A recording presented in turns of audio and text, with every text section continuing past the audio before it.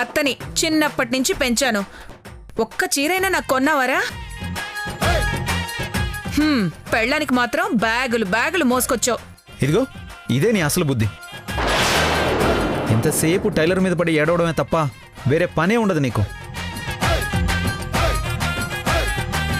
అందుకే ఇంట్లో అందరికీ చీరలు తెస్తాను గాని నీకు తేనని చెప్తే టైలర్ మాత్రం ఒప్పుకోలేదు. ఇంట్లో అందరికీ తెచ్చి పాపం పెన్నికి తీసుకురాకపోతే బాగోదు అని చెప్పింది. అయినా సరే నీకు తేకుండా ఉండాల్సింది. తెచ్చి తప్పు చేశాను. టైలర్ ఎట్టు వెళ్ళిపోయింది? టైలర్! ప్రియమద, నీ పిచ్చి గాని ఇప్పుడు ఇంట్లో చీరలు నగలు డిమాండ్ చేసేంత సీనుందా? ఉంది కదా శోభన్ రాజు, తెచ్చాడు కదా. అయినా ఇప్పుడు అందరికీ చీరలు ఎందుకు తెచ్చాడు? వదిన, రంగమ్మ, అత్త, అమ్మ, అందరికీ ఎవరెవరికి ఏ చీరలు ఇవ్వాలో రాసుకుని మరీ తీసుకొచ్చాడు. మంచి పని చేశాడు. లేకపోతే మీ ఆడాళ్ళు ఈ చీర కావాలి నాకు ఆ చీర కావాలని జుట్లు పట్టుకోరు. ఇప్పుడు మాత్రం పట్టుకోరా ఏంటి? పట్టుకునేలా చేస్తా ఉండు శోభన్ రాజు. పని మనిషి రంగమ్మకు కూడా చీర తెచ్చాడు శోభన్ రాజు. అక్కడ దొరికిపోయాడు వీడు. ఇప్పుడు పని మనిషి రంగమ్మ బ్యాగ్ లో ఉన్న చీరని శ్రావణి బ్యాగ్ లోకి, శ్రావణి బ్యాగ్ లో ఉన్న చీరని రంగమ్మ బ్యాగ్ లోకి మారిస్తే ఎలా ఉంటుంది? వామ్మో, నువ్వు తక్కువ దాని కాదు. కయ్యాలు పెట్టడంలో మందరనే మించిపోయావుగా. అదే మరి ఈ ప్రియం వదంటే.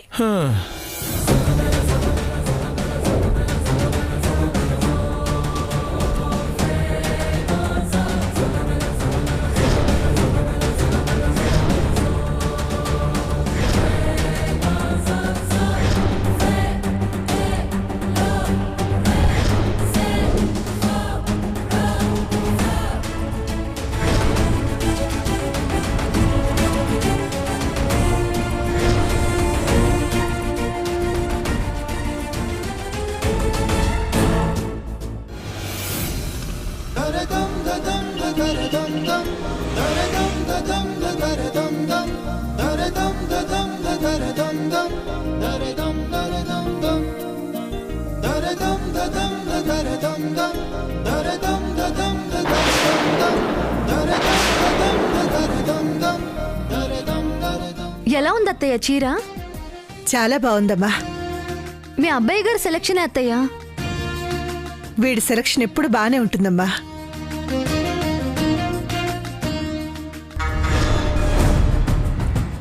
ఎంత బాగుంటుందో ఇప్పుడు తేలుతుంది. శ్రావణి ఎక్కడా? అమ్మా శ్రావణి, శ్రావణి. ఏంటండి? నాని అందరికి చీరలు తెచ్చాడమ్మా. అక్క, ఈరోజు యాప్ సక్సెస్ అయింది కదా, బిజినెస్ కూడా బాగా జరిగింది. అందుకని అందరి కోసం చీరలు తెచ్చారక్క.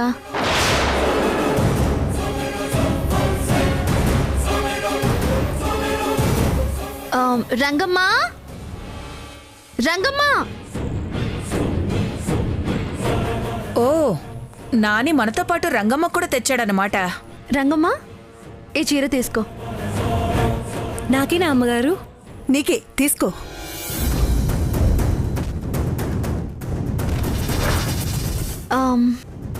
పిన్ని, ఇది మీకు.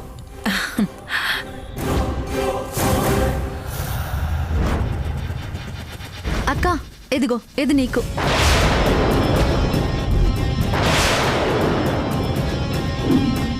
పని మనిషితో పాటు నాకు చీరిస్తుంది.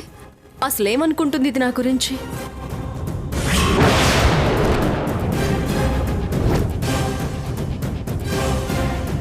మేడం, ఆలోచిస్తారంటే తీసుకోండి. ధరణి మీద కోపంతో తీసుకోదా ఏంటి? తీసుకోకపోతే ఎంత ప్లాన్ చేసి ఉపయోగం లేకుండా పోతుంది. తీసుకో శ్రావణి. పాపం ఆదిత్య ఎంతో అభిమానంతో ఇంట్లో అందరికీ చీరలు తెచ్చాడు. తీసుకో.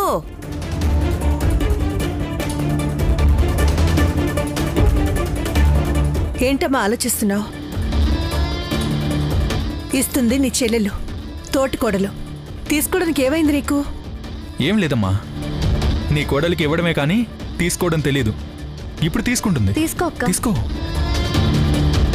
తీసుకోండి. తీసుకో అక్క.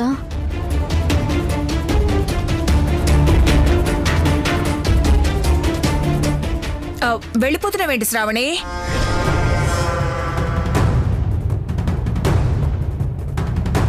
మీ మరిది అభిమానంతో తెచ్చిన చీర ఎలా ఉందో ఏంటో చూపించవా మాకు? చూడమ్మా.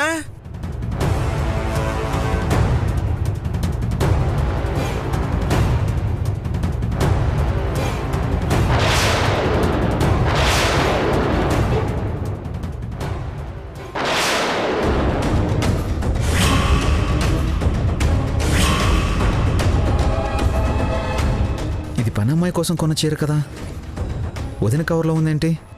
మరి ఆ చీర ఏమైనట్టు?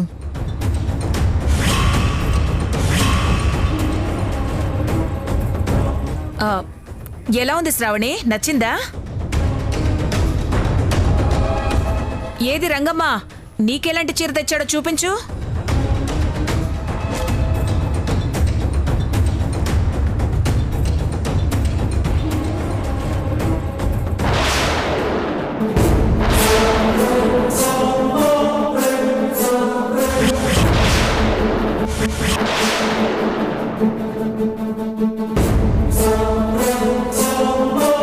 అయ్యో బాబోయ్, ఎంత బాగుంది అమ్మగారు.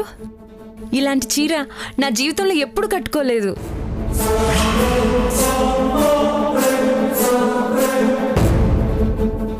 ఇది వదిన కోసం కొన్న చీర కదా, అంటే వదిన చీర రంగమ్మకి, రంగమ్మ చీర వదినకి మారిపోయా? ఎంతైనా నువ్వు అదృష్టవంతురాలివే రంగమ్మ. మా శ్రావణి కన్నా నీకే మంచి చీర తెచ్చాడు.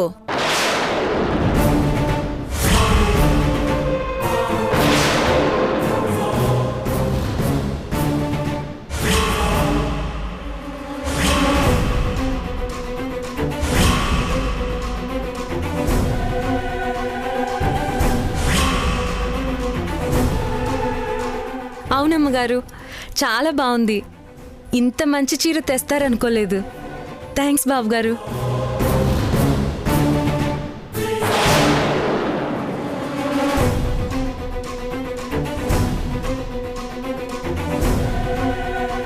అసలు నా గురించి ఏమనుకుంటున్నావే?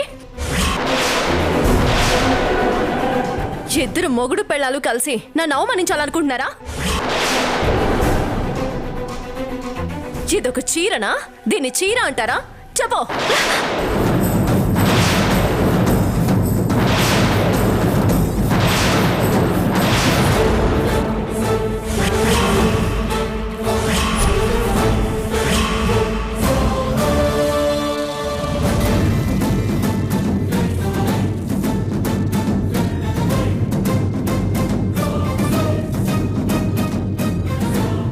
చిన్నప్పటి నుంచి నాతో కలిసి పెరిగావు కదే. ఇలాంటి చీరలు నేను ఎప్పుడైనా కట్టుకోవడం చూసావా? ఈ ఇంట్లో పని మనిషి కూడా కట్టుకోదు కదే.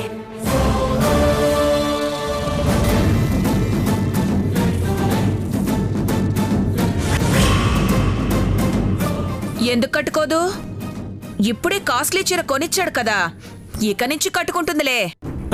అంటే ఏంటి నీ ఉద్దేశం? పని మనిషికేమో కాస్ట్లీ చీర తీసుకొచ్చాడు, వదినకేమో చీప్ చీర తీసుకొచ్చాడు. అందుకని పని మనిషికి ఇచ్చిన విలువ వదినకు కూడా ఇవ్వట్లేదంటావా? బాబాయ్,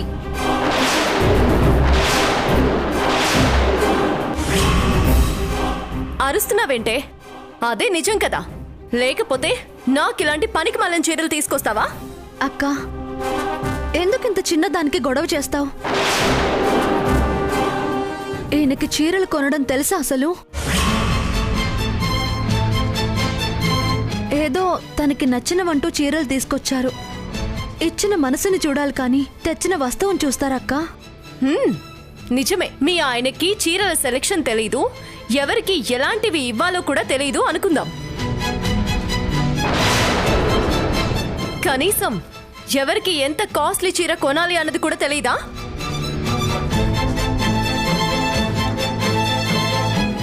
పనమ్మాయికేమో 1000 రూపాయల చీర, నాకేమో 100లో కొన్న చీర. నన్ను అవమానించడం కాకపోతే ఏంటిది?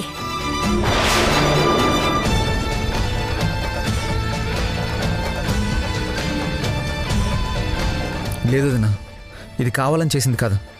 ఎక్కడో ఏదో పొరపాటు జరిగింది. నీకోసం కొన్న చీర రంగమ్మకు వెళ్ళిపోయింది. తన కోసం కొన్న చీర నీ కవర్లోకి వచ్చేసింది. ఏదేమైనా ఇలా జరుగుండకూడదు వదినా. సారీ వదినా.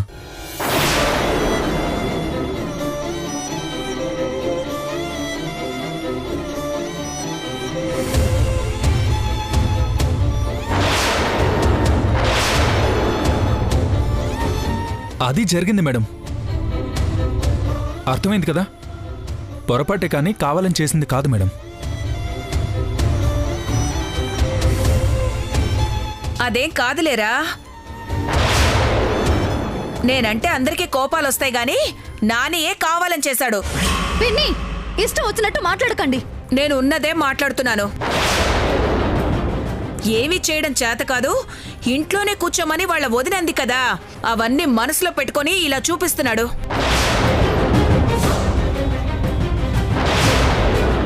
అదే నిజమైతే చాలా తప్పునని.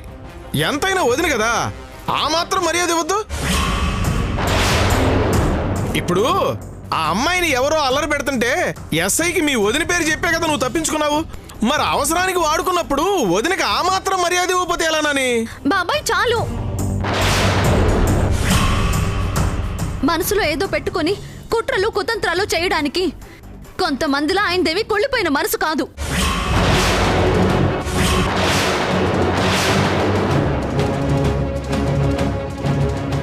మనసుకి ఏదనిపిస్తే అది మొహం మీద చెప్పడం, లేదంటే మౌనంగా ఉండటం. ఇది మాత్రం తెలిసి ఈయనకి.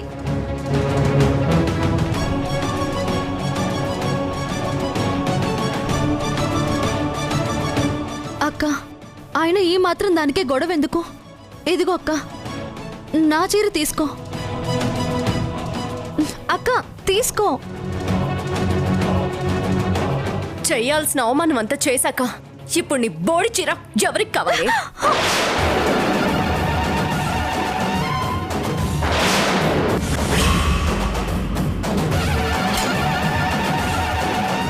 శ్రావణి, పొరపాటు జరిగిందని చెప్తున్నా అర్థం చేసుకోకుండా ఏంటమ్మా ఇది?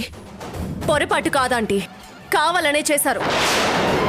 మీ మాట విని చెల్లెలు తోడికోడలు అని ఆలోచిస్తే ఇదిగో జీవితాంతం ఇలాగే అవమానాలు పడాల్సి వస్తుంది. మేడం మేడం, నాని ఎప్పుడైనా ఎవరికైనా సారీ చెప్పడం చూసారా?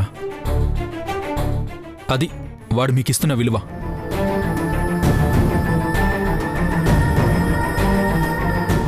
దాన్ని వదిలేసి ఏదో జరిగిన పొరపాటును పట్టుకుంటే ఎలా మేడం? ఆపుతావా? నాకు ఈ సారీ లక్కర్లేదు. ఎవరో ఇచ్చే పనికి మాలిన విలువలు నాకు అస్సలు అక్కర్లేదు. మేడం మేడం, శ్రావణి, ఈ రోజుకి మన పని అయిపోయింది.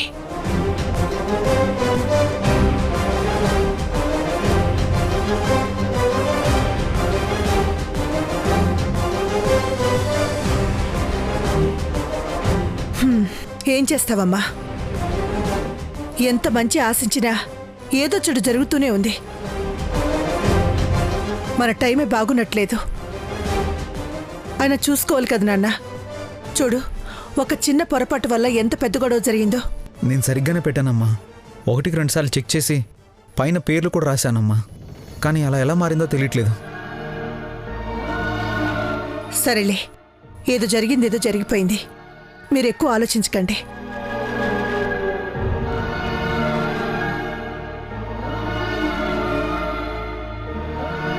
సారు, మీరు సరిగ్గానే చూసి తెచ్చారు కదా, మరి ఎలా మారిందంటారు? అత్త, ఇది ఖచ్చితంగా నీ పనే. నీకు ఇన్ని శిక్షలు వేసినా బుద్ధి రాలేదు కదా. చూడు, ఈసారి ఎలాంటి శిక్ష వేస్తాను. ఈయన కవర్లోనే తెచ్చారు కదా, ప్రియంవద పిన్ ఏమైనా మార్చిందా? ఎస్, తన పని అయ్యుంటుంది. అది మాత్రం ఈయనకు చెప్పకూడదు, మళ్ళీ ఆవేశపడతారు.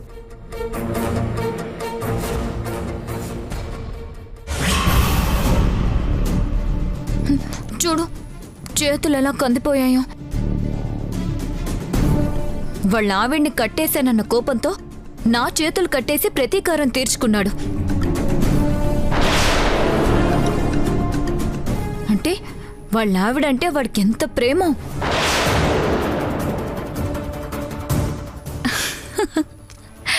నీకు నా మీద అంతకన్నా ఎక్కువ ప్రేమే ఉంది కదా.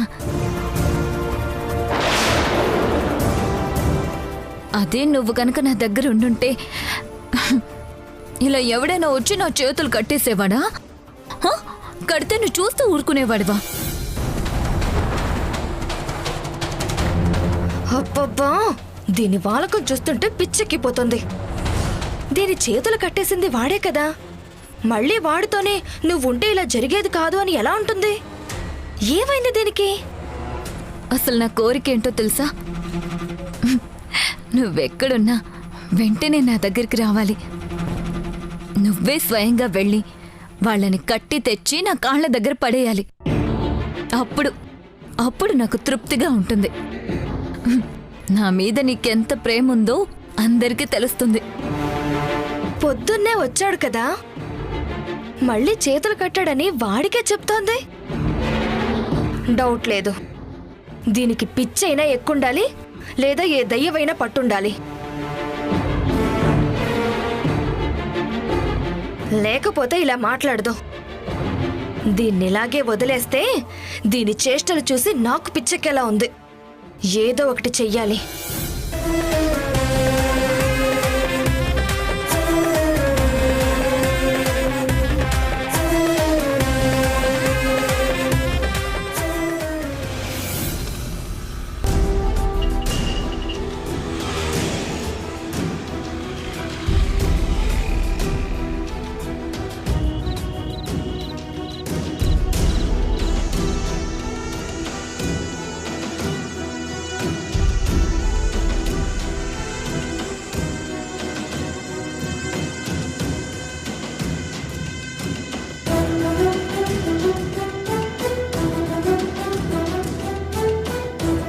వీడేదో సీరియస్గా పనిచేసుకుంటున్నాడు.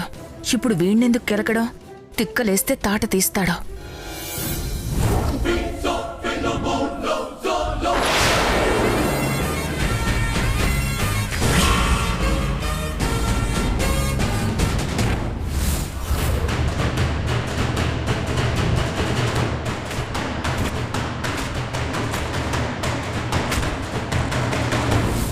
అత్త వచ్చి మళ్ళీ వెళ్ళిపోతున్నావేంటత్తా? ఏం లేదురా, నువ్వేదో పనిలో ఉన్నావు కదా, నీకెందుకు డిస్టర్బెన్స్లే అని. నాకేం డిస్టర్బెన్స్ లేదత్తా, వచ్చి కూర్చో. వీడేంటి ఈ రోజు ఇంత మంచిగా మాట్లాడుతున్నాడు? ముందు మంచిగా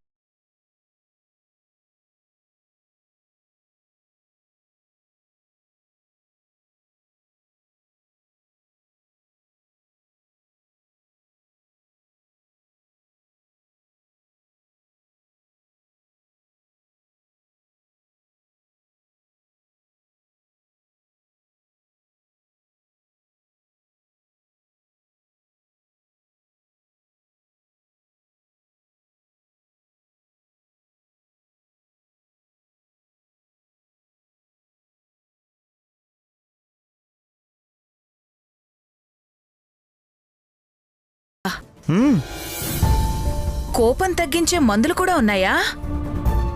అంటే డైరెక్ట్గా కోపం తగ్గదత్తా. ఈ మందు తాగి పడుకుంటే కలలు వస్తాయి. ఆ కలలో మన తీరని కోరికలన్నీ తీరిపోతాయి. ఇంకా మనకెవరి మీదైనా కోపం ఉందనుకో, వాళ్ళందరూ ఆ కల్లోకి వస్తారు. అప్పుడు వాళ్ళని మనకిష్టం వచ్చినట్టు తిడితే మన ఫ్రస్ట్రేషన్ మొత్తం తీరిపోయి లేచాక హాయిగా ప్రశాంతంగా ఉంటుందనుకో. నిజమా నాని? అవునత్తా, నన్ను చూస్తున్నావు కదా, అప్పుడు ఎలా ఉండేవాణ్ణి, ఇప్పుడు ఎలా ఉంటున్నాను, ఎంత మారిపోయాను. అవును, చాలా మారిపోయాడు. ఈ మందేదో బాగున్నట్టుందే. నాకు అందరి మీద కోపం ఉన్నా పైకి ఏమీ అనలేక నాలో నేనే రగిలిపోతున్నాను కదా.